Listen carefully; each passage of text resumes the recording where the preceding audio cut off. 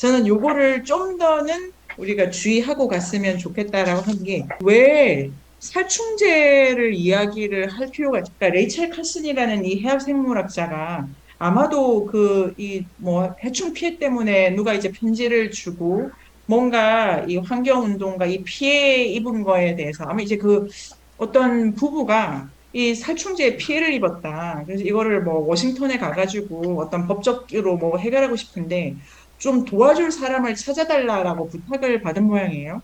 근데 찾다가 왜 내가 그 사람이 되면 안 되지? 이런 생각을 하게 됐다고 하더라고요.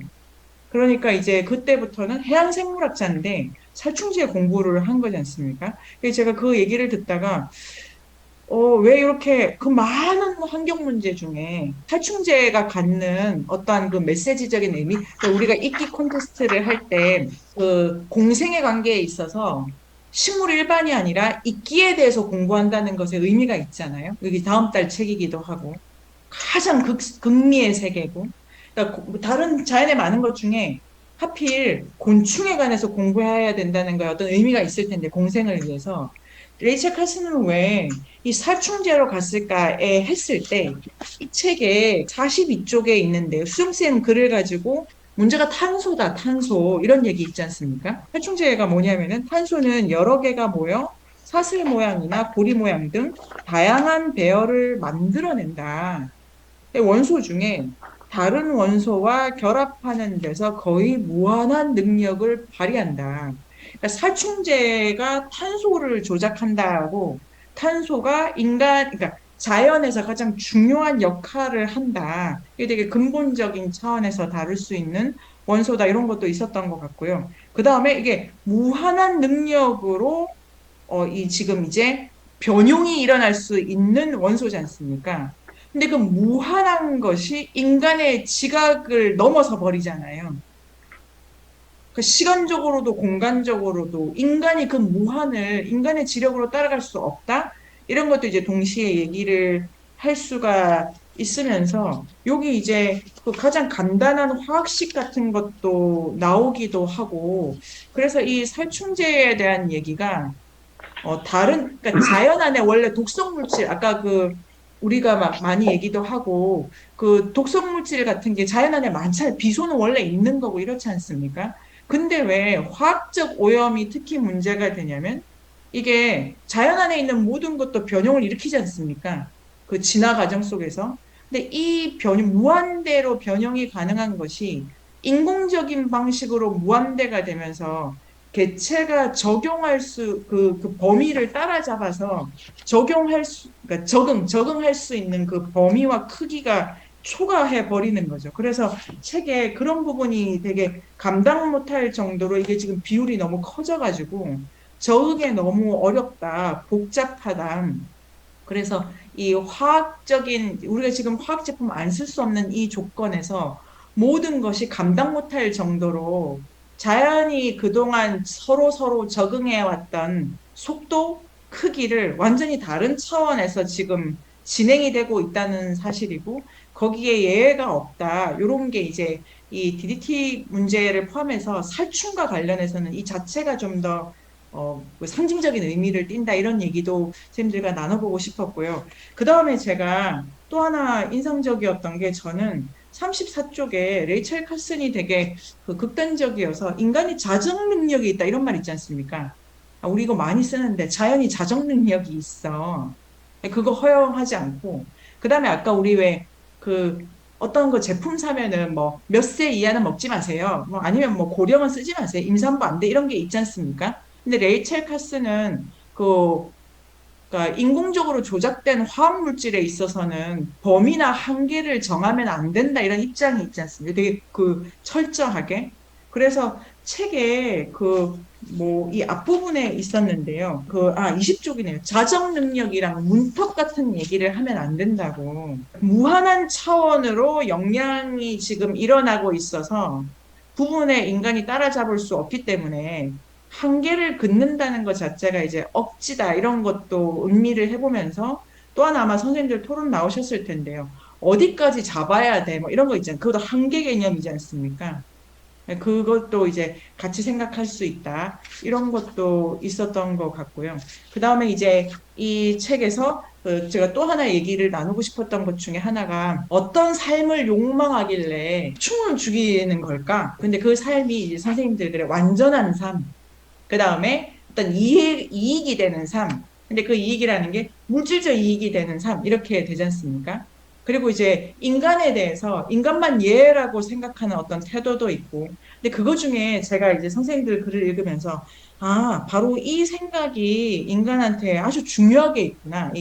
뭐냐면 인간이 선택할 수 있다는 생각이 있지 않습니까?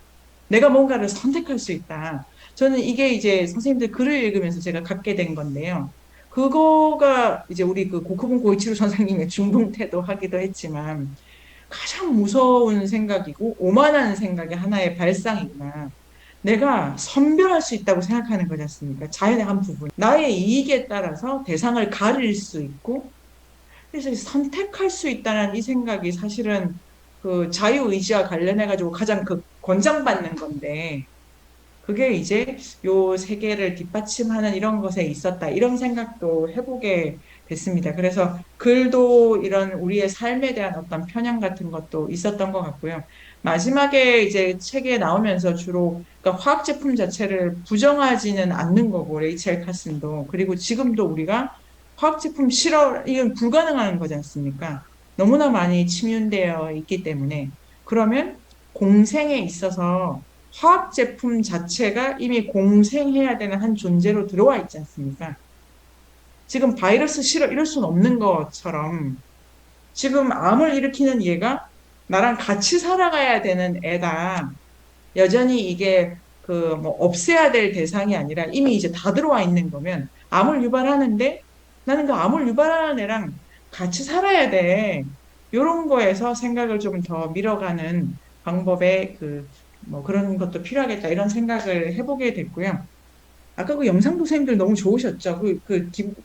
많은 영상이 새의 비유를 많이 쓰더라고요. 근데 하늘에서 살충제가 날아다니는데 그 이제 새의 기후. 아, 왜 새를 아이콘으로 가져갔을까? 이 하늘 이런 이미지 되게 좋고. 그다음에 레이첼 카슨한테는 기본적으로 그 놀라움, 경이감, 감탄하는 거. 그다음에 고마움 이런 정서가 깔려 있어서 그런 것도 느낄 수 있고. 사실 그리고 이런 얘기도 저는 하고 싶었는데 되게 아까 그 풀쌤의 글에 있었던 거죠. 지금 뭐 꿀벌이 많이 죽어 이랬더니까 사람들이 그 듣기 싫어하잖아요. 그런 사실 듣기 싫어한다고.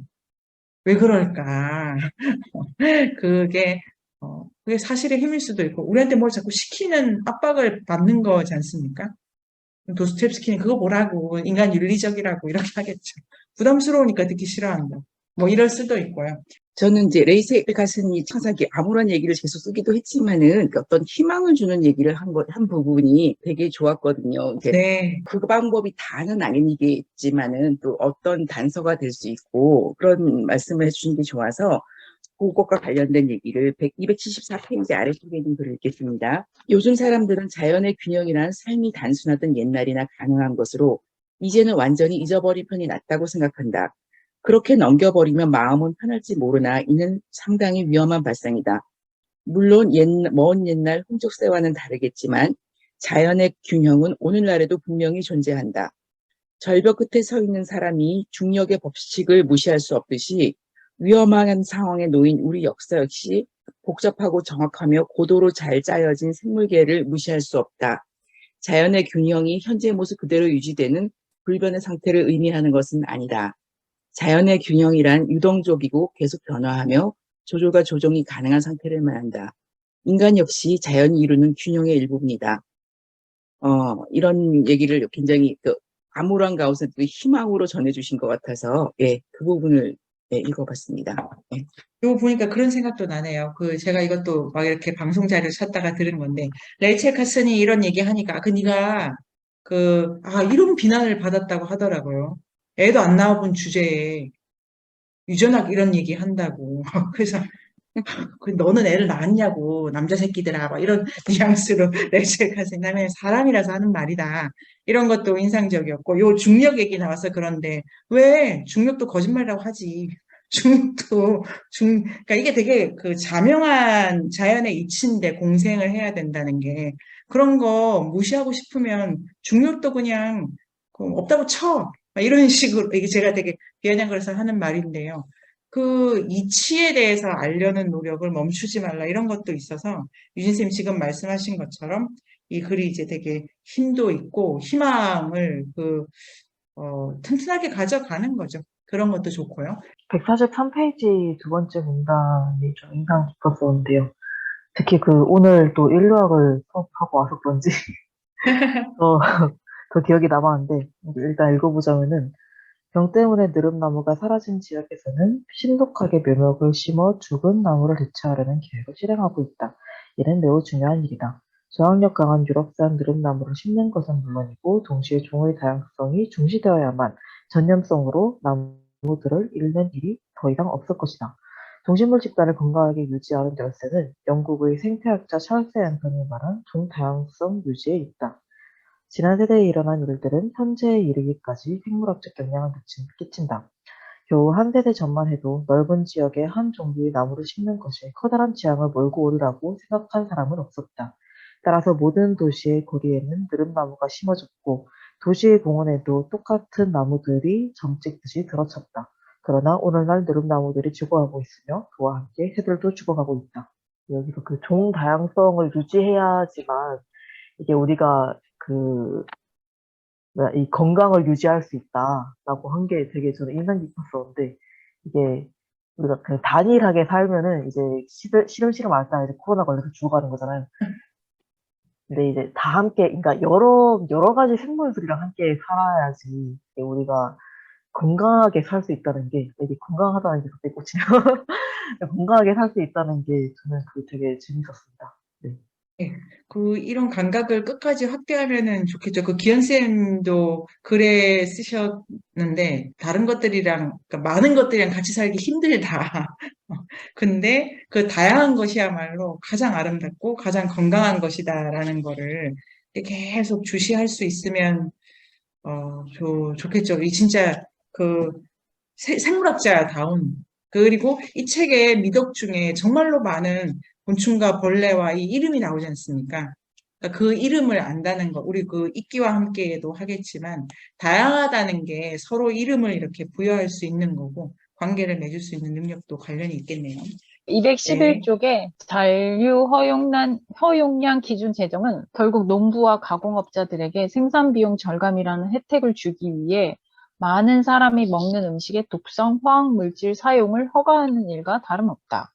동시에 시민들이 섭취하는 화학물질이 위험 수준이 아님을 확신시켜주는 정책기관을 만들어 그 유지 비용을 세금으로 충당하려는 수단이기도 하다. 그래서 그 다음 장에 넘어가면 그럼 해결책이 뭐냐라고 했을 때 가장 필요한 거는 잔류 허용량을 폐지하는 것이다. 이렇게 나왔어요. 우리는 우리한테 독성이 되는 거를 우리의 세금을 들여서 그 정부 기관이 재정하여금 그렇게 만드는 역설을 하고 있구나라는 게 새삼 이 책을 읽으면서 느껴졌습니다. 네. 네. 이게 아까 제가 말씀드린 그거랑도 관련이 있겠네요. 그러니까 여기까지는 돼. 이런 거는 자연에 없다는 거죠. 그리고 또 그 말씀 들으니까 이런 생각도 선생님들 드시죠? 저쪽에서 생각하면 내가 뭘로 보일까? 곤충 입장에서 생각하면 인간이 뭘로 보일까? 그러면 여기야말로 이제 허용치를 설정해 줘야 되는 인간의 접근 같은 거 그런 것도 생각이 들고 후쿠시마 방류할 때 계속 얘기한 이까지는 괜찮다고, 이까지는 괜찮다고. 그 이까지가 누구의 입장에서 이까지인지에 대해서 사람들은 그냥 특정한 인간인데 그것도 애도 아니고 뭐 임산부도 아니고 그런 거가 이 잔류, 한계 이런 거랑 생각할 수 있을 것 같고요. 많은 의미가 좀 함축된 그 결론 같은 내용이었었는데 325페이지에 보시면 새롭고 상상력 풍부하며 창의적인 접근법은 이 세상이 인간만의 것이 아니라 모든 생물과 공유하는 것이라는 데에서 출발한다. 우리가 다루는 것은 살아있는 생물들, 그 생명체에 밀고 밀리는 관계, 전진과 후퇴이다.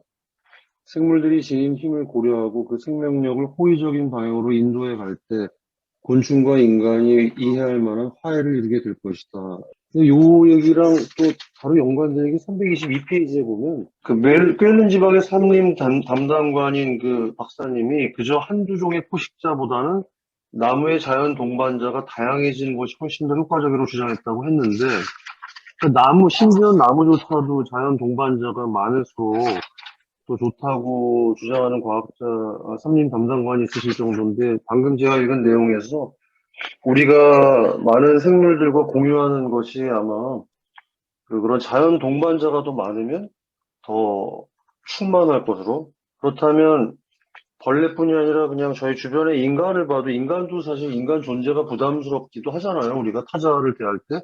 근데 그 부담스럽기도 한 타자와 밀고 당기고 밀리고 밀리고 좀 더 다양한 타자들, 다양한 동반자와 관계하는 것도 공유하면서 관계하는 것도 참 벌레와 공생하듯이 모든 생물과 공생하듯이 인간끼리도 좀 그런 동반자들이 많으면 더 우리 삶이 풍요로워지지 않을까? 충만해지지 않을까? 네, 이런 생각도 좀 하면서 읽었습니다. 이 대목을. 네. 네네. 여기도 너무, 이 문단 저도 거기 추천한대요. 10세 어린 아이들이 할 수 있는 일이 있다. 이게 왜 전문가가 내려주는 지침이나 이런 게 아니라, 그 다음에 이제 그 자연 방제 같은 경우에는 있는 곤충의 관계? 그런 걸 가지고 이제 충분히 할 수 있다. 그러니까 지금 많은 방법이 있다. 그런데 쉽고 편하고 간단하고 완벽하게 처치하는 방법으로 찾아가려고 하는 그 기현쌤도 보신 거 아닐까요? 그런 그 비욘쌤 글의 제목이 이제 숙고하고 천천히 가고 이렇게 신중하고 이런 거를 강조하셨는데 그럴 수 없는 그런 욕망 때문에 그렇게 된 것 같습니다. 그래서 이제 이 책을 그 침묵의 보험이라는 이 제목과 함께 그 선생님들 글에서 이제 그 수정쌤이 글의 목소리를 들려줘. 이 제목도 너무 좋죠. 제목 수정쌤 그렇게 쓰신 거죠. 침묵이니까 이제 시끄러워져야 돼. 이런 것도 좋고 결국은 사람이 한 일이니까 사람이 해야 될 일이다라는 것도 남기는 것도 같고 여러 가지를 그 볼 수 있었던 책인 것 같습니다.